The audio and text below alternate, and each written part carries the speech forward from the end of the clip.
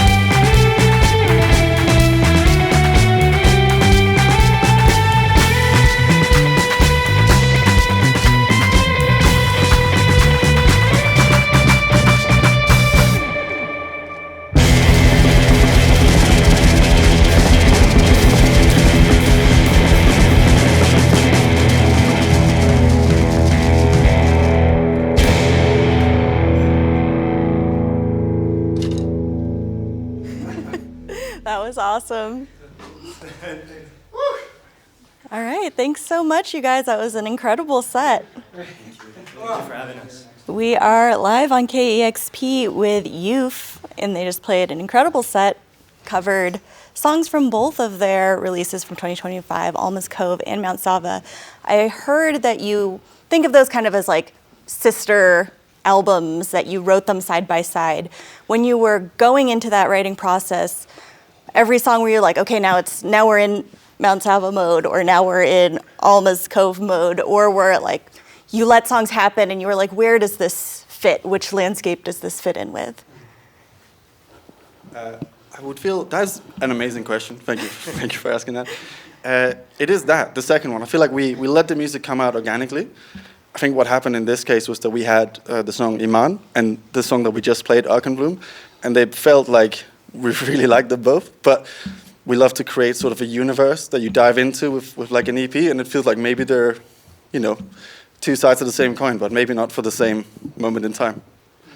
Awesome. Yeah, I've heard that, with these albums, you're thinking of them like conceptually, like it's tied to a very particular place. Did that image of what that place is come as you were writing, or was it like you wrote these things and you're like, what does this universe look like? Yeah, I mean, for those two EPs, the first song that we had for Alma's Cove was Iman, and then the second one the first song of Mount Sava was Ørken Bloom. And already it was like, okay, these are two different landscapes. And then it was about, okay, we want to create two EPs with these two songs kind of leading both worlds. And I guess that's how it kind of came. And Iman was always like a body of water. And then we imagined this whole journey of, I guess, kind of water going down from the mountains and then into the sea. Whilst for Mount Sava, we kind of more imagine the absence of water and a cowboy just riding in the desert to its next destination, I love that. So there's obviously a lot of different world influence, global influence in your sound. Do you feel like there are any particular influences that fans or the music press overstates? Like they're like, you're this kind of band, and you're like, no, there's a lot of other stuff in there. Is there anything that you feel like has been hidden in there that you're like, hey, doesn't anyone recognize that we're also doing this thing? I think we get quite a bit of Indonesia, or like maybe Southeast Asia, maybe Malaysia, and there's definitely some songs that have found a lot of inspiration from there.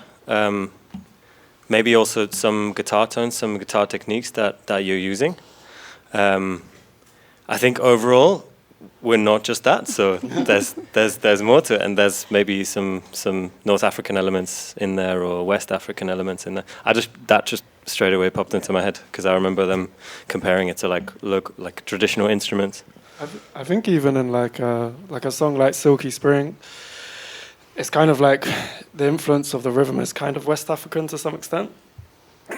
But the bridge, I see it as more like a shoegazy sort of thing, and I don't. You know what I mean? Like I'm like, oh, this is kind of like a shoegazy indie thing. So yeah, but I feel like people are quite generous when they speak about music, and they cite things quite well. Yeah, but yeah. So I feel like there's been an increased interest in instrumental music, and in some ways it's kind of correlated with this new way of consumption that's kind of like this lean back way of listening, where it's kind of background to other things that you're doing. How does that like method of music consumption sit with you, and is there anything that you want to like point out to listeners that they may be rewarded with if they gave your records more of an active listen?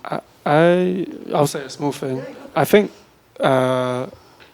all of us are always made to some extent instrumental music, and I think we're just doing what we've always done. And I think maybe how people are listening to music now is just how it is because of playlisting and Spotify and whatever.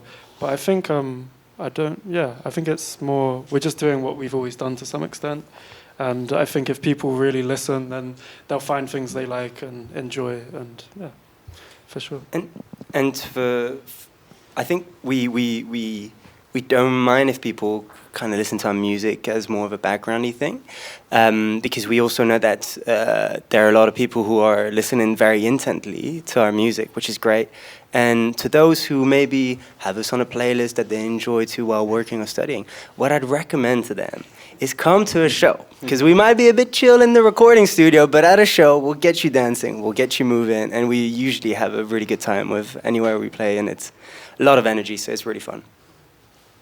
Incredible. So I'm curious if you have another landscape kind of in mind inspiring you for new music.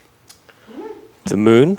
Yeah. It's going to be hard with the live sessions, but maybe, I don't know, find some crazy funding if you know. If anyone out there with a couple of trillion want to send us to the moon, just hit us up, please. It's going to sound very quiet, I think.